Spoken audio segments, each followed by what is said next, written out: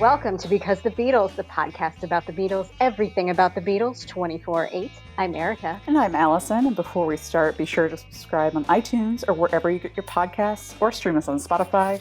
And if you're enjoying Because the Beatles, feel free to leave us a preferably 5-star review so other Beatlemaniacs can find us. Also, don't forget to follow us on Facebook, Instagram, and Twitter. We'll be posting videos, photos, and more from this episode and beyond. You can also email us at bcthebeatles@gmail.com. That's right. And a happy belated Ringo the Fourth to everyone. Oh my God. My Ringo the Fourth is still going on because where I am, the fireworks never end, y'all. Dude, like yesterday, so we're recording this the day after Ringo the Fourth, and there were like noises of fireworks, like booms all night in LA, but I didn't see a single firework. Seriously? Yeah, so weird. It was such a bad payoff. Oh. I mean, I'm in suburbia right now, and the streets where I am, it was like the Blitz. Oh my gosh. Like every driveway, there were people who'd obviously driven down to like Philadelphia or something where it's illegal to buy it and bought like thousands of dollars of fireworks. Like on behalf of all the dogs in the world, I'm sorry that happened. Yeah. It was bad news. I'm sure they are having a really stress-filled day even today. Oh my God. Yeah. So much. I think in Ohio, it's illegal to buy fireworks, but not legal to set them off if you don't have a permit. And then in Pennsylvania, it's like the opposite. Like you can't buy them, but you can set them off. So if you drive up the Ohio-PA border, on the Ohio side, there's all these fireworks shops just like right over the line. It's real paradise if you want to go buy fireworks. A note for next year. Yes. Can't wait till next 4th. It won't come soon enough. But what is coming soon before the next 4th is, yay, Ringo's birthday. Yeah, Ringo's birthday.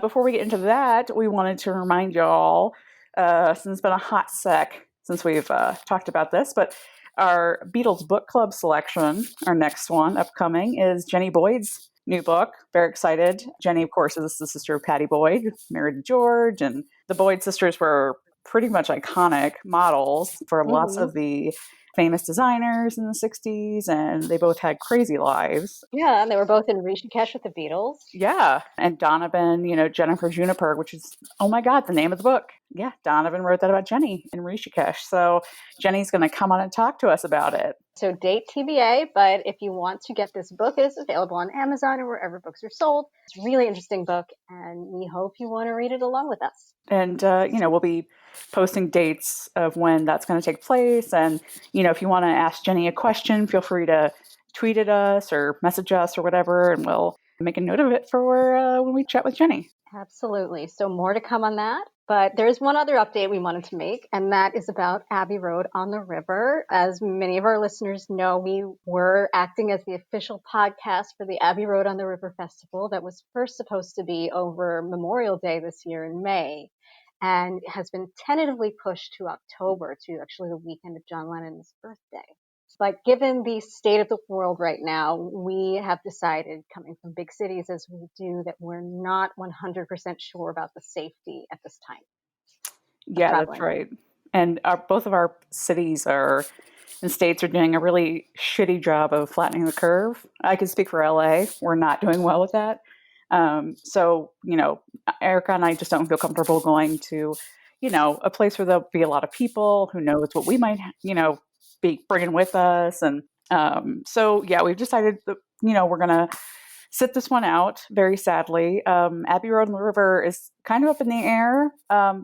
Like Erica said, they've, rescheduled it for the weekend of John's birthday, but they will make a final decision on August 15th. So check their socials and stay tuned for that update.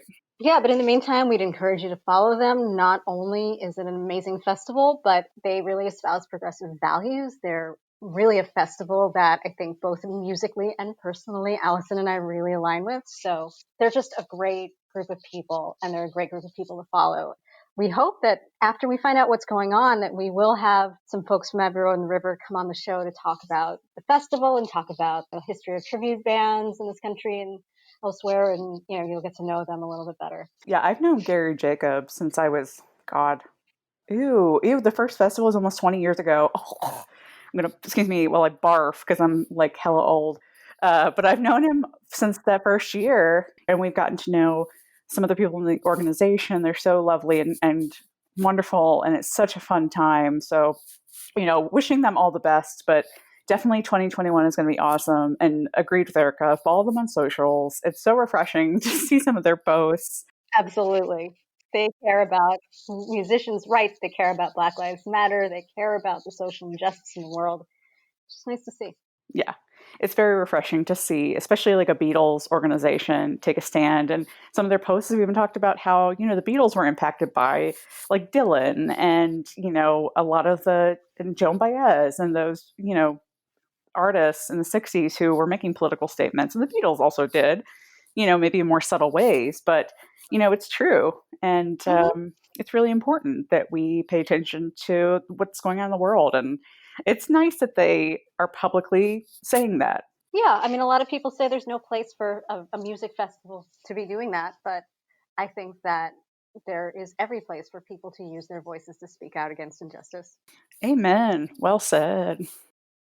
Well, today we're not speaking about injustice per se. We're speaking about Ringo. We're speaking about Ringo. That's a great segue from me, by the way. My favorite Beatle, Ringo. So on the day that this episode drops, July 7th, Ringo turns 80 years old. That's fucked up. I know. That's fucked up. I can't believe the Beatles are turning 80. Like, Ringo's the first one. John will be later this year. I know. Paul turned 78 this year.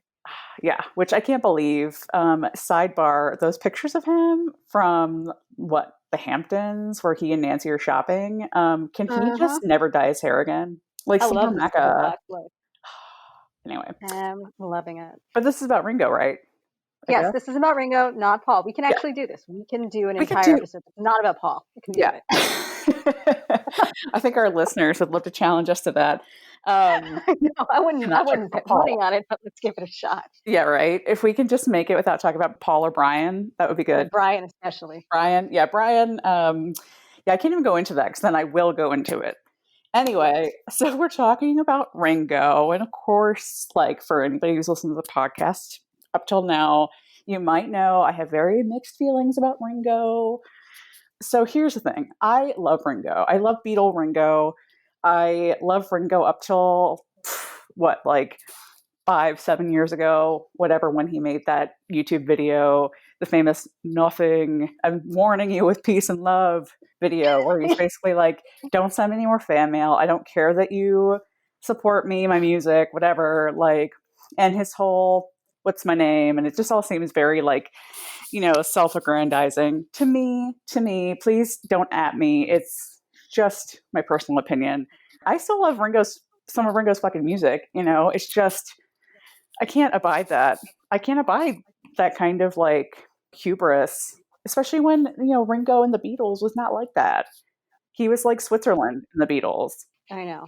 But today, for his birthday, we thought we'd pay a little tribute to Ringo's early life growing up in Liverpool through his teens and right up until the point he joined the Beatles. So we're going to talk about how awesome Ringo was, the challenges he has as a child, and the things that made him what the Beatles really wanted and what ultimately made the Beatles the foursome they became. That's right. I could say whatever about Ringo, but he really was the only drummer for the Beatles. And a lot of that had to do with, how he grew up and the circumstances he faced. Ringo, of course, like the other three Beatles, grew up in Liverpool, but where John had a very luxe sort of childhood compared to the other three. He grew up with his Aunt Mimi, but they had a very nice house and all that. Paul and George in different times lived in governmental housing, but they also really had normal-ish upbringings and pretty stable homes. But Ringo grew up in a really depressing, impoverished area of Liverpool called Dingle. He would tell stories later that there were terrible gangs in Dingle. There was one called the Peanut Gang, apparently, that ran around just stabbing people, as you do, as one does. The gang sounds so cute, like Snoopy. I know, the Peanut Gang, they couldn't think of a tougher name. But the people who lived there, they lived largely in tenements. There were some houses that were known as 2 up, 2 down, meaning 2 rooms downstairs, 2 rooms upstairs. People were really living, hand to mouth and kind of just trying to survive. This was right on the cusp of World War II when Ringo was born. And he always said both of the sides of his family, his mom's and his dad's, they were both very, very poor. His mother had 13 siblings, which, holy shit, that's crazy. Oh my God. I know. And so Ringo's mother, Elsie, she met Ringo's father, Richie, as he would be called, and Ringo would be called as well. In 1936, they married, but they met in a bakery in Liverpool where they worked together.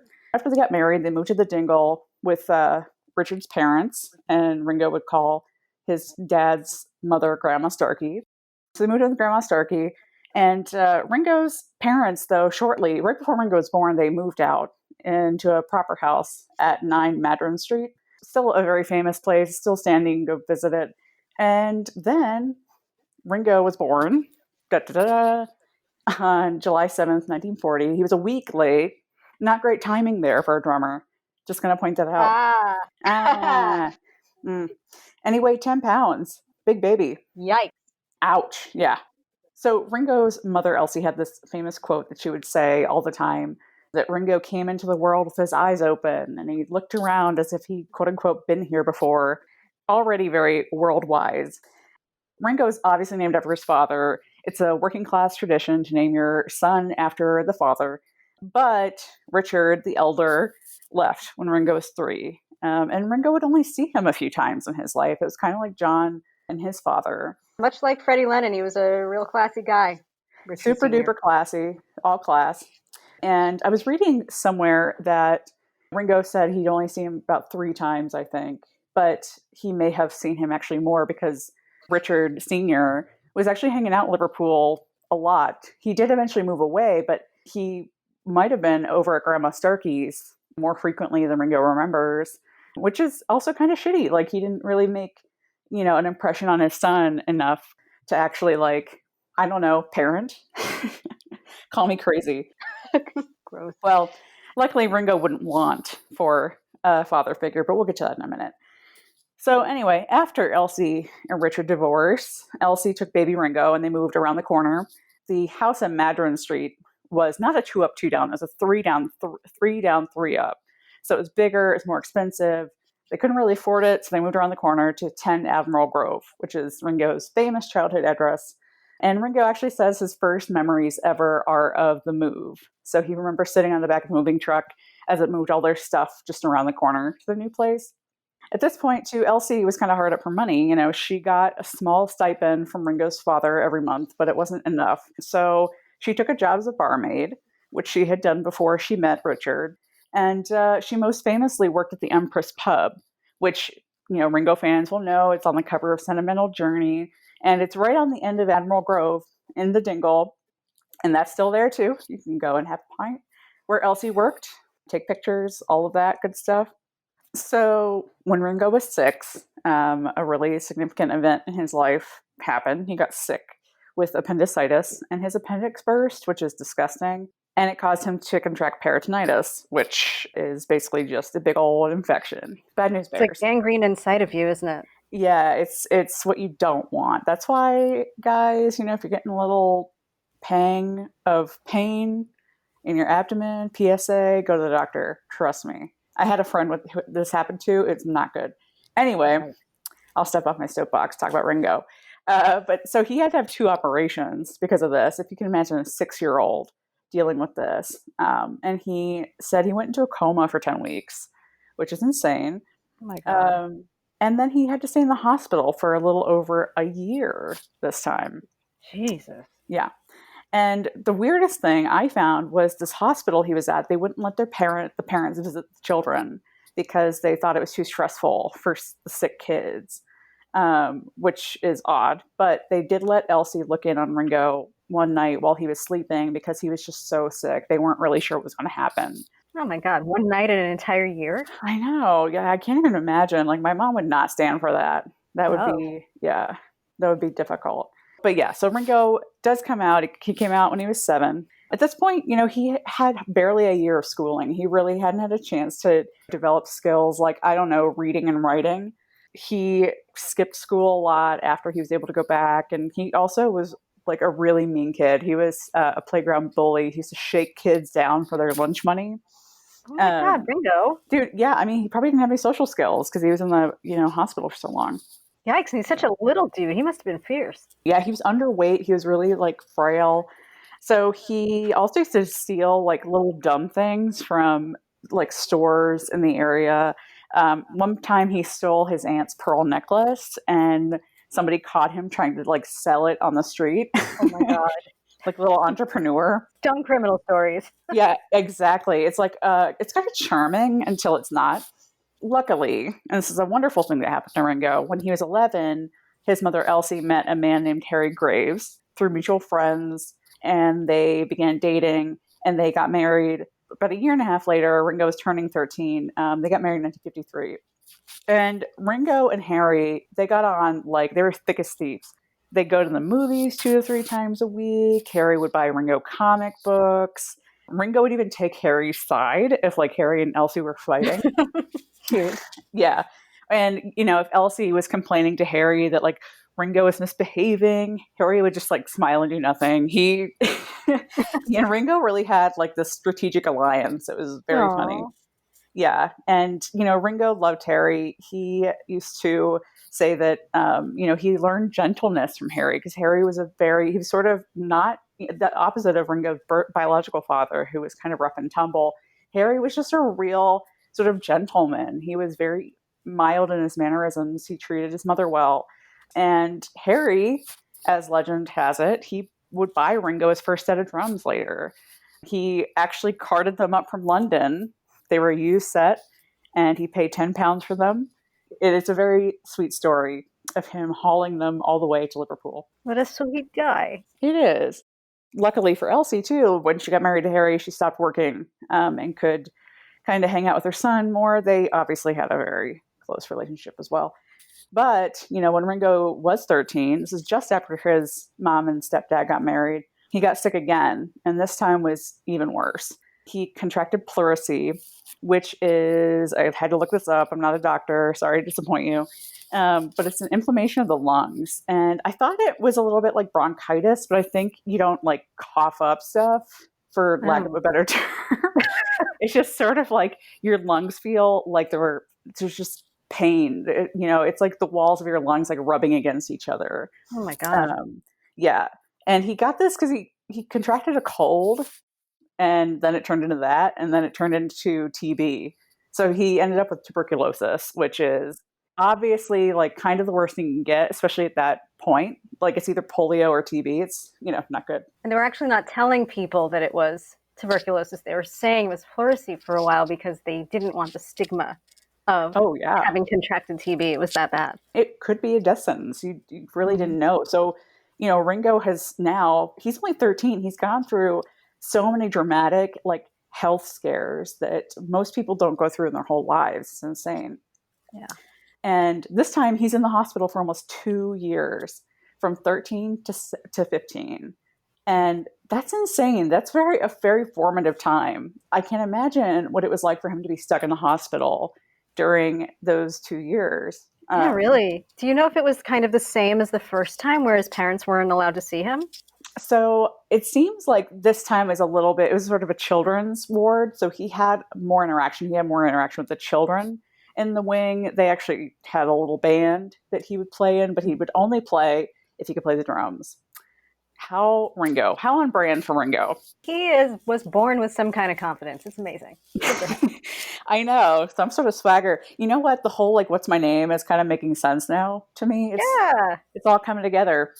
That was always Ringo in his head. It's just come out now in his old age. Well, yeah, I mean, it sounded like they had like some fun things going on too. So he learned to knit. He got really creative in the hospital. He did, by the way, along the way, learn to read and write. So he had that going for him. He would do a lot of paper mache. Yeah, and he'd also like get in some fights, typical, beat up some kids. And he said that one time in this hospital stay, his dad actually came to see him. And he told Hunter Davies, in probably the very first amazing Beatle book ever written, that, quote unquote, he came once to see me in hospital with a little notebook and asked me what I wanted, which I could just see like his dad walking in there with a notebook and ready to like click, like, what do you want, Richie? The worst. Yeah. Ugh, it makes He me was sick. the worst. You know what? I would love to see Harry Graves beat the shit out of Ringo's dad, Ringo's actual dad. That is a good fanfic. We got to find that Ooh. one. Yes. Please write that fanfic. Send it to us at bcthebeatles@gmail.com. We'll read it We'll aloud. read it. Just like Harry Graves kicking ass. Like, make it a comic book. It's great. You're like a superhero. $1 million idea. Oh, Lord. Anyway. Oh, my God. He could be super friends with, like, Jim McCartney. Okay. Oh, my God. All right. This is just, we can't give away our ideas like this. We're not meeting our goal of not talking about, like, McCartney stuff. Right. Okay. Okay, right. So anyway, so Ringo comes out of the hospital when he was 15. And this is actually kind of a shit time to come out, if we're being honest, because at that point, you're kind of expected to have finished school, like the basic block of school that everybody got back in that time. Yeah. And he could have gone back to school, but at that point, he'd be like, you know, like a 26-year-old in a fourth grade class. Like he just would not, he was way too behind and he didn't want to be that kid in class. The only other alternative was for him to go get a job. And that was also not going to happen because he was very frail still. He was very weak. He had to recuperate from his terrible health situation. And he had no qualifications. He had no education. So he had a few jobs and they only lasted a hot second. One was he was a messenger for the British Railways. He was also an onboard barman for a boat that went back and forth to North Wales. And then he worked in a machine shop as an apprentice fitter. And then that is right around the time he was about 17 when he was working as a fitter. And that's when the skiffle craze really started to blow up in Liverpool. And he got into the music. Yeah, and the skiffle was really the perfect match for Liverpool kids like Ringo. It was based on American blues music. It used homemade instruments like a bass made from a tea cabinet and washboard percussion. Kids that didn't have any money, didn't have access to instruments, could start, banging on these things and kind of sounding like the records they were listening to. And then plus the main skiffle superstar was the Scottish-born Lonnie Donegan, who was a pretty ordinary looking and sounding guy. And guys like Ringo could kind of look at him and see themselves in him as opposed to somebody like Elvis, who was this like larger than life superstar. So it was really like an attainable thing. So Ringo and a lot of boys like him loved skiffle. They started aspiring to be in a band. Ringo actually loved skiffle and blues and the vibe from it so much that he and his friend Bob Hardy even considered moving to Texas just to be closer to blues music. But they got so far as filling out the travel forms, which was very long, and they abandoned the idea. So that's not boring. That would be just so boring. And I'm sure it was so much paperwork. I know. So that dream thrown away. Instead, Richie, as he was called then, focused on his drum skills. He acquired this piecemeal kit. And he played at all hours of the day and night. He was mostly self-taught too, which is pretty amazing considering he's now thought of as one of the most innovative drummers of all time. He actually did try and take music lessons for about 3 weeks, but he was so super bored at it that he quit lessons and he decided he would just go it on his own. And he kept just saying, like, what's my name? And the instructor's like, I don't know. Like, at this point, you're not famous yet. Anyway. He also was saying, I am the greatest. That will come later. Yeah. So he did what every parent dreams of. He went home and practiced the drums day and night.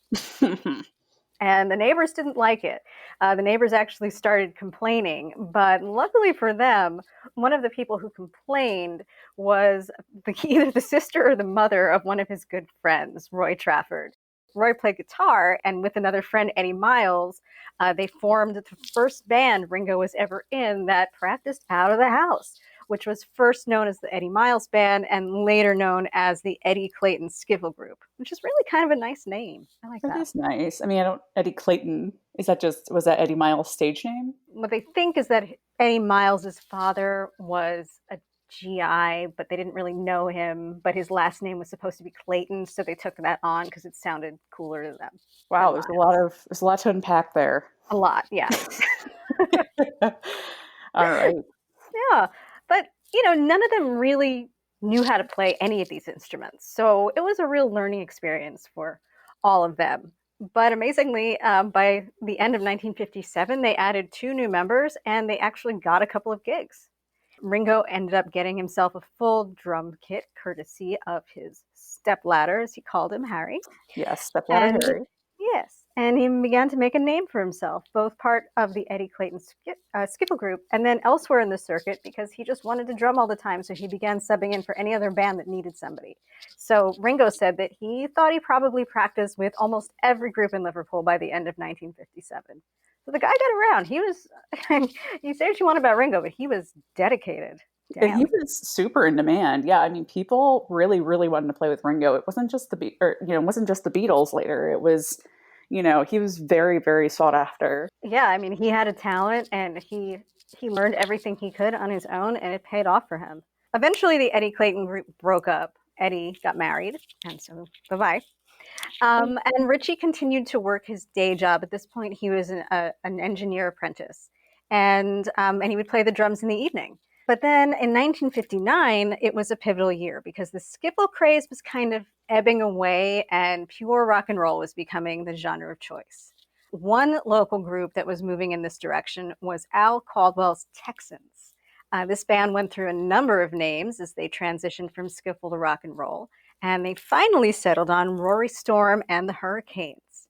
So wait, is that Rory Storm's real name? Yeah, Oh, Alan Caldwell. Yeah, and it was Alan's Raging Texans, and then it was something else with the Hurricanes. Like he had 3 or 4 different iterations moving between Al Caldwell's Texans all the way to Rory Storm and the Hurricanes. Yeah, it was kind of interesting because first they were like kind of bluesy and based in like this kind of almost American sounding thing, and they were Texans, and they sort of moved on to something that was a little bit less evocative of, I guess, the skiffle sound. well, Yeah, name upgrade for Rory. for sure. And I think Rory more fitted him than Al. He Oh, was a definitely. very charismatic showman, and he had a ton of ambition. By mid 1958, he had already been featured on Radio Luxembourg's amateur skiffle club show, which was a pretty heavy feat considering how new skiffle was. Everybody was just learning it from nothing. And how much Radio Luxembourg meant to the teenagers in Liverpool and all over Europe and the UK at the time too. That was, what they were piping into homes, and that was, at least I'm thinking about John growing up. That was kind of how he got to hear a lot of rock and roll and skiffle was via Radio Luxembourg. So that's amazing that Rory got onto that. Yeah, you got to think that John may have been in his bedroom one night listening to Rory Storm on that Weird. show. Amazing. Trippy. I know. So, as the band moved to a more rock sound, they started embracing showmanship, a lot around their love of American Western. So, they took on stage names. Al Caldwell became Rory Storm. Guitarist Johnny Byrne became Johnny Guitar after a 1954 Joan Crawford movie. Guitarist Ty O'Brien became Ty Hardin after the star of the American TV series Bronco, seeing a Love theme that here. show. And bassist Wally Amon became the infinitely cooler sounding Lou Walters. Mm. So this love of U.S. Western culture was like a perfect fit for Richie, soon to be Ringo, and the Hurricanes knew it. And they knew who he was, and they knew he had the stage presence, and they knew he had a full drum kit, and that for a drummer, he could sing too. So Rory asked him to audition, and in March 1959, he played his first gig as a Hurricane. Nice. And as we know, in Liverpool band history and lore, having a full drum kit is pretty much all you need to join Liverpool band at this point. Work for Pete Best. Work for Pete Best. Mm. That's what I was getting at. And now comes the best part of the story. Because once he joined this band, he too had to get a name. So he was already known as Rings for his love of flashy jewelry, and he officially made the jump to Ringo. And like his counterparts in the Hurricanes, he liked the name even more than just because of the association with rings, because it sounded like the U.S. Wild West outlaw Johnny Ringo, and also the John Wayne character, the Ringo Kid from the 1939 Western Stagecoach. And he loved that stuff. He wanted to move to Texas for no reason until he saw how big the Forum was. Yeah, they fucking love that. I mean, I talked to Mike Pender of the Searchers years ago for an interview, and he would talk about, seeing the John Wayne movie, The Searchers, and that's how The Searchers got their name. And, that was so influential to, British bands coming up. That's incredible. If I was thinking about British kids in Liverpool, and would not think that would be such a natural fit, but it really was. Yeah, definitely.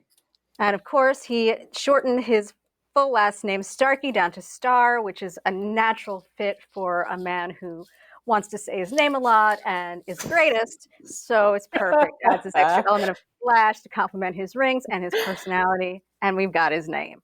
He wants to say his name a lot. Yep. He is the greatest. Also at this point, Ringo made another huge choice. He made the leap to full-time musician. He left his job as an apprentice engineer for a 3-month gig with the Hurricanes at Butlin's holiday camp in Wales. And I am really disappointed that we do not have holiday camps anymore in the United States. I would love to go to a holiday camp. Is it like a summer camp?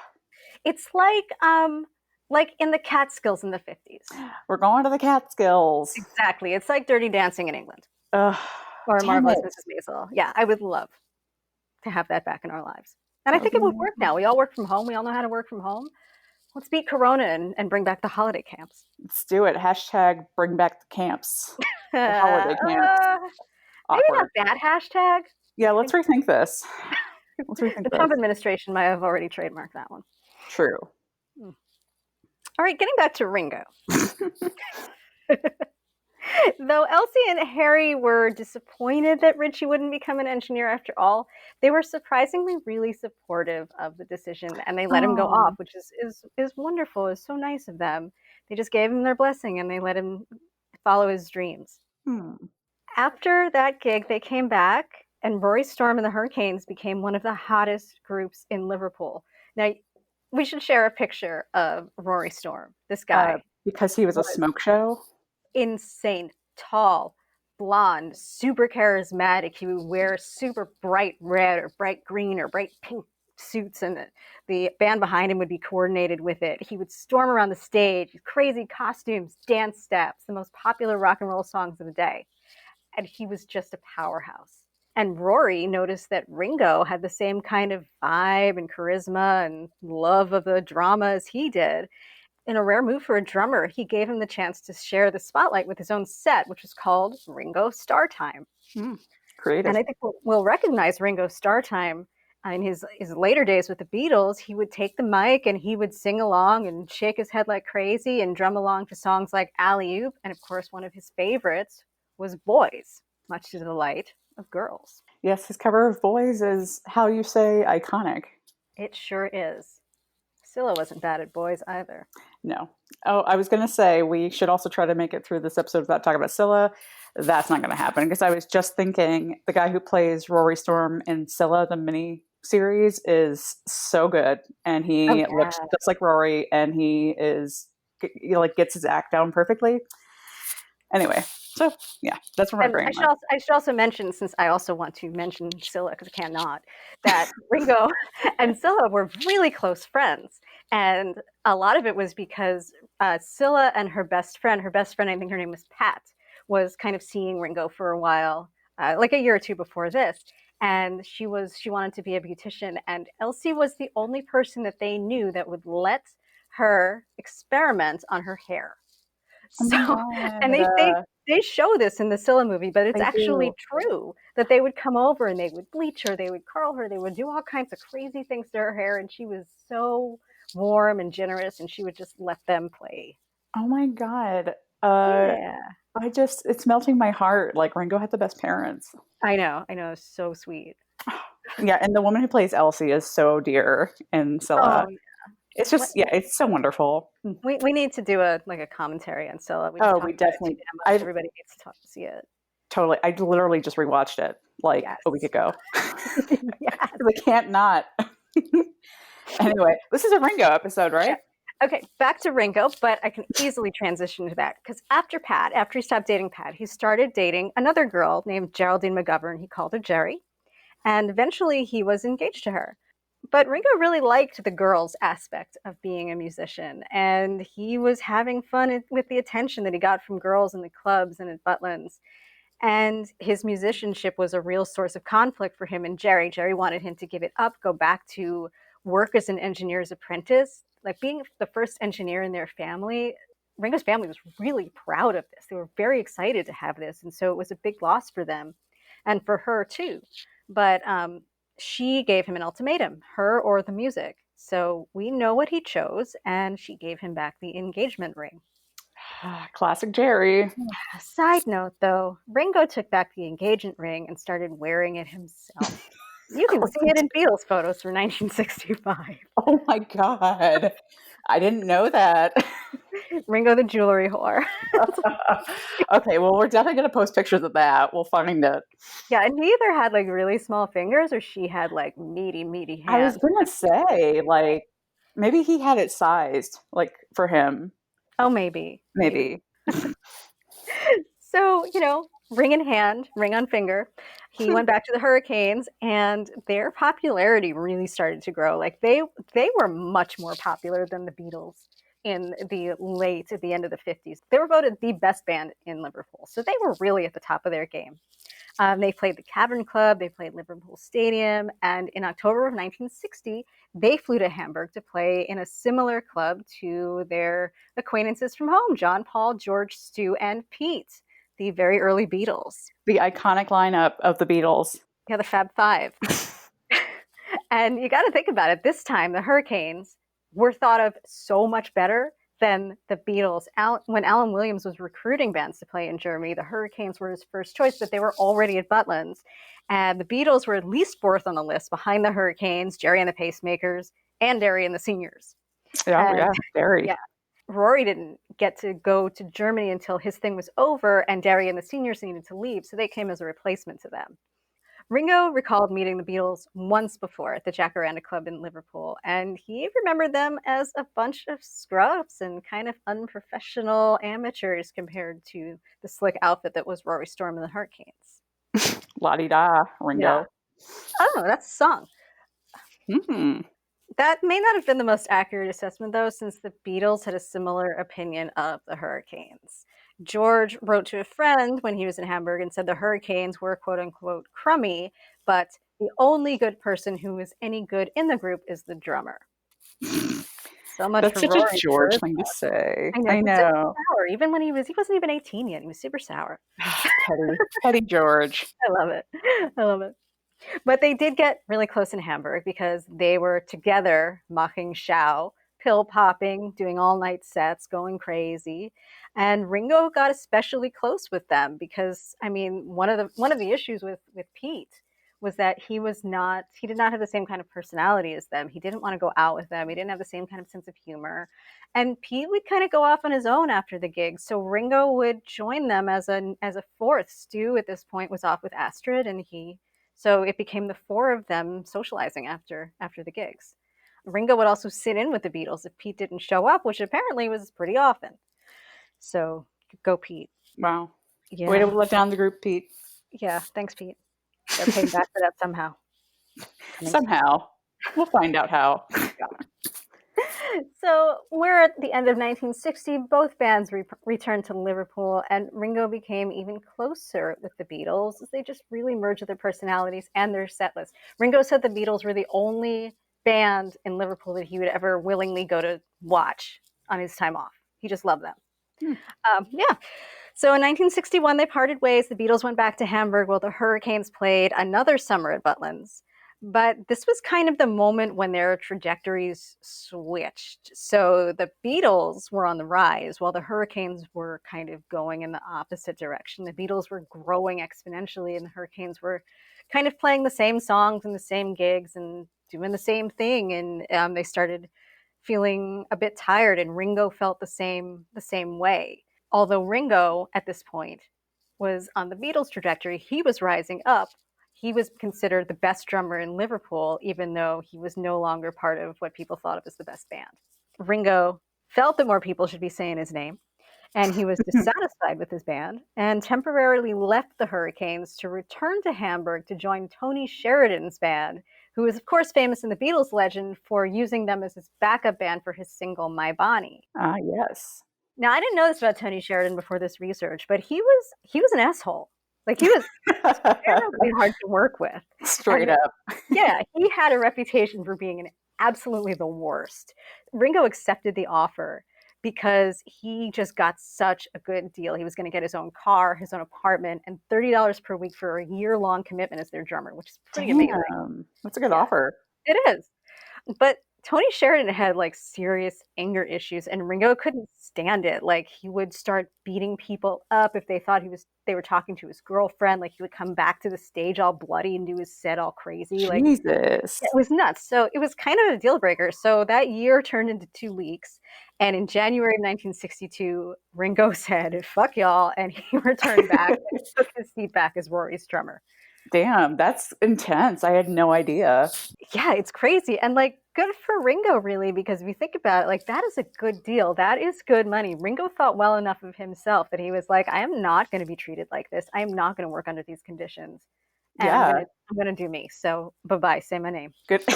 Say my name, bitch. I'm out. Drops mic. Drops drumstick. Bye-bye. I hope he took the car, though. I mean, that's a really good deal. I know. Like, it's just one of those things, though, that the kismet of the Beatles story, it just all works out. Unreal. Like, yeah, sometimes we've talked about this so many times, but it's like it had to happen just so. Right. So, like, in the meantime, the Beatles were having some drummer drama of their own. They were really struggling with Pete. Oh my goodness. They've been managed by Brian for almost 3 months now. Brian, you say? I say Brian. Are we going to talk about Brian? Would you like to talk about Brian? I would always, but we're talking about Ringo, right? This is Ringo. Right. Ringo. Managed by Brian. They had their first audition for a major record label, Decca, on January 1st of that year. Did not go that well. About that. That's a great episode. I really enjoyed that one. It's a very popular one of our episodes, trivia. That's fantastic. If you haven't heard it, go hear it. It's really an interesting story about their first audition. It was crazy. How they bombed the fuck out of it. Yeah. Don't I kind of like it? Paul, Ramon, whatever. I'm not going to talk about Paul. So John, Paul, and George were becoming more and more dissatisfied with Pete Best, not only for his not up to par drumming skills, but for his personality. He still didn't meld with their sense of humor. He still didn't hang out with them. He didn't want to conform to the image that Brian wanted for the group, especially in regards to his hair. And there were a few issues between Pete and Paul. Paul wasn't impressed with his drumming. Paul tried to show him fills and stuff that he wanted him to do, and Pete couldn't do them. And he may or may not, but probably may have been kind of jealous that Pete's good looks got him a healthy female fan base. Wow, that doesn't surprise me at all. Not at all. Not at all. But also, Pete failed to show to a few gigs, and that seemed to be something he did in Hamburg, and he's still doing it. But luckily for them, without fail, Ringo, who left his shitty job with Tony Sheridan, could fill in. So there was always just this sense of it clicking when they got together, and it just didn't happen with Pete. But this occasional subbing was where it ended for this moment. But by June 1962, the Beatles' career was finally starting to explode. They were recording their first studio tracks with George Martin at EMI Parlophone, and George Martin did not feel that Pete had a strong enough beat. Pete ain't got the beat. And and that he could not be their drummer if they were going to be serious recording artists. Paul recounted this story, and he said, George Martin said, can you change your drummer? And we said, well, we're quite happy with him. He works great in clubs. And George said, yes, but for recording, he's just got to be just a bit more accurate. I could totally hear George Martin saying that. Yes. In his beautiful little accent. I know. The Beatles pondered this decision for about a month. And in the meantime, Ringo was at his third holiday camp summer gig with the Hurricanes. But he was being courted by 2 other Liverpool bands, King Size Taylor and the Dominoes, and Jerry and the Pacemakers. Both super popular. He was super sought after. And the weirdest thing, though, Jerry wanted Ringo to be the bassist in the Pacemakers. What? Not the drummer. And Ringo didn't actually play bass at all. I didn't know that. I'm learning so much. You're blowing my mind. Like, isn't that weird? And he actually so considered weird. it, though, because he liked the idea of being out on the front line. Wow, I didn't know that. Isn't that strange? Like, Random. I guess they had the idea that Ringo was so good at what he did that he could do that too. Wow. In August of 1962, August 15th, John and Paul personally went to Butlins to ask Ringo to join their band. Compared to the other offers, they had a lot going for them. They had a manager, Brian. ... They were recording at a top-notch recording studio. Their personalities were a perfect match. And unlike Jerry's offer, they wanted him to play the drums, not the bass. And the kicker was that they even offered £5 more a week than King Size Taylor offered. And boom goes the dynamite. Perfect time, perfect scenario, still gets to play the drums. But he did have to leave the Hurricanes. He played out the last weekend with him, combed his hair into a mop top, and headed back to Liverpool to start this new chapter. And then they failed and nothing ever happened. JK. Bye. Yeah, bye. Actually, though, that night, John, Paul, and George returned to Liverpool to play a gig with Pete. Oh. Like what? Nothing ever happened. Yeah. So they went on as they were, knowing that Ringo was going to replace them. Pete knew nothing. And then the next day, the band unceremoniously forced Brian to fire him in his office. That's a topic for another show. We definitely need to do that sometime. Yeah. And this was a big deal. I mean, they asked him to be the drummer on the 14th, which he accepted. They played the gig that night. On the 15th, he was called into Brian's office and fired. And by the 16th, the cover of Mersey Beat screamed in all caps, "Beatles change drummer." This was a big fucking deal. That's fucked. I mean, that's kind of shitty, to be honest. Like, if they, had Ringo in the pocket on the 14th and then played a gig with Pete, like, nothing was wrong. Like, that's, like, fucked. All three of them later on admitted that they were dicks when it came to the way they dealt with Pete. I mean, I don't think they ever were magnanimous enough to apologize to him to his face. No, probably not. They definitely felt some level of sheepishness for being absolute douche nozzles with the way that they dealt with that. Yeah. I mean, to be honest, I feel like he kind of had a mercy when that was Brian, like, letting him go. I'm sure, like, the three of them would have just been like, yeah, whatever. We don't care. Or, it would have gotten worse. So at least Brian probably had some sort of, lovely decorum about it. Well, and Brian did try to get him some other gigs to work with other bands. I think he even offered to have him be the front man of his own band that he would manage, but that didn't work out. But, Brian was doing what he could. Yes. As he would. Yes. Mm-hmm.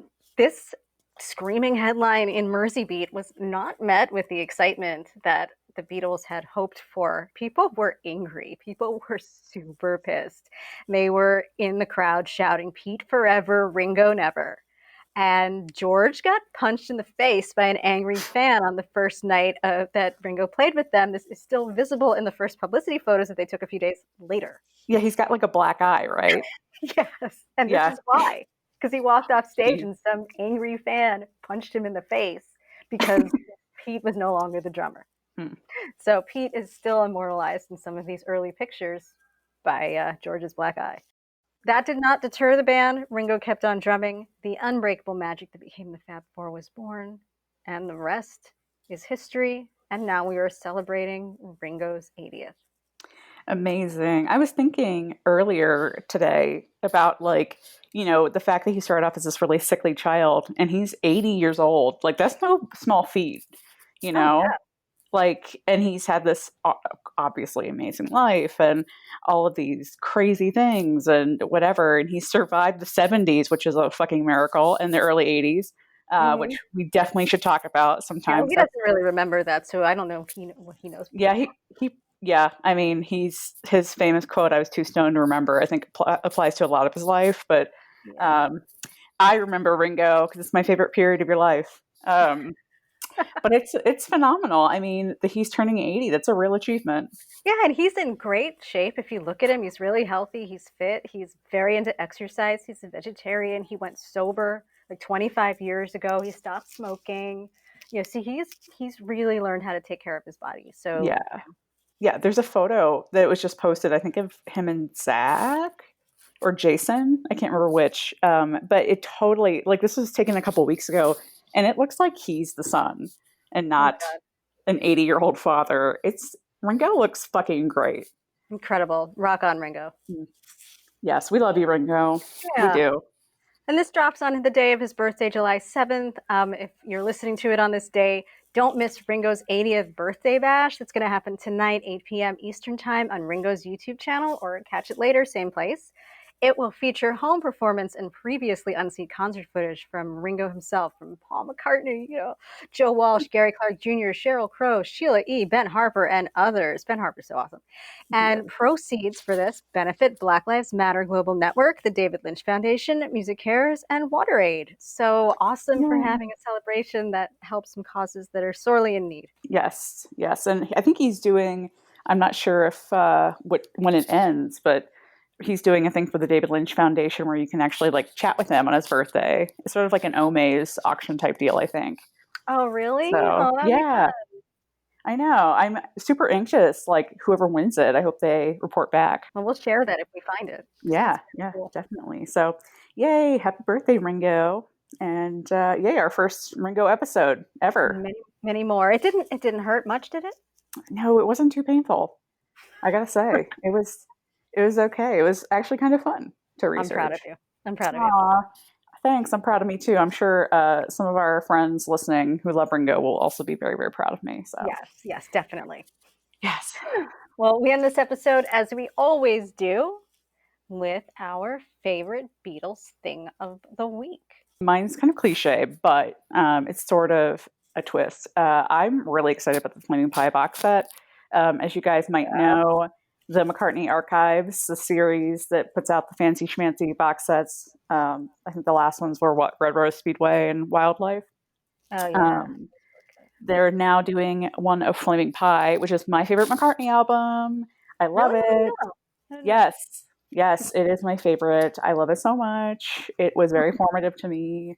And yeah, it's been really strange because I've been watching a lot of like people on Instagram sort of discovering it for the first time and like posting like the icon of the flaming pie and they have the gifs now that you can add to your Insta stories of the flaming pie and Paul's handwriting and I think the handwriting from like Young Boy and that kind of thing. So it's like it's been really surreal watching people discover it when it's like, and I'm feeling a little bit like that's mine, but I'm also very happy to see it, get the reception it's getting. And I think that period of Paul's life sort of gets overlooked because it's right before Linda died. And, and this is the last sort of contribution she had to his music, which makes it a really bittersweet album, but it's so wonderful. I can't wait.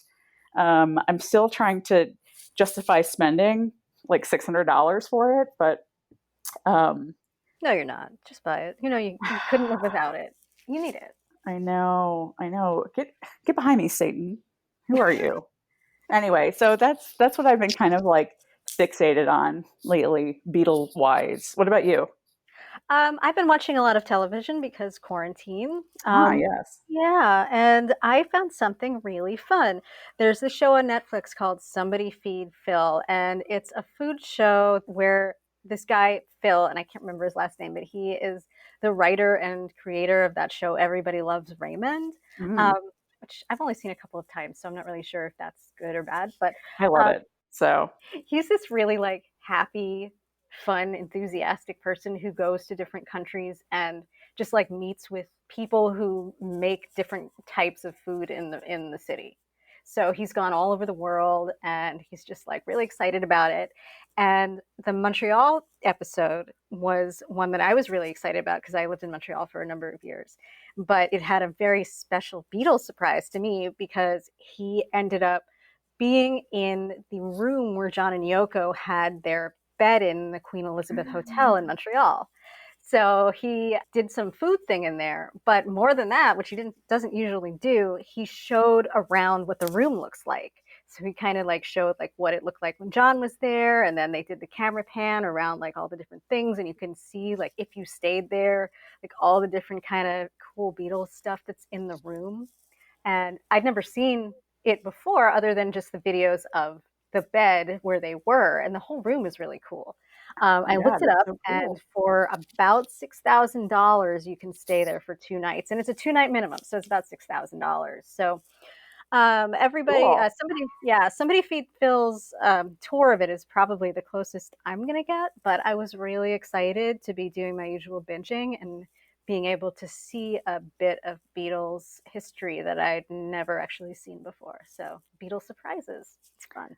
That's so cool that like the hotel thought enough of that event and like, the history of it to preserve the room and Yeah. create something like that around it. Yeah, and it looks just like it did in the film, so it's really exciting. Like the bed it's probably the same bed, and they've really preserved it That's really so well. cool. Oh my gosh. Very nice. Well, on that note, thank you for listening, as always, to Because the Beatles. And you can subscribe to us on iTunes, Apple Podcasts, Spotify, wherever you're listening right now, basically.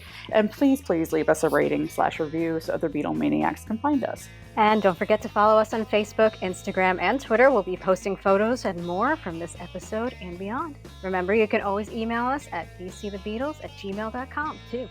See you next time. Bye.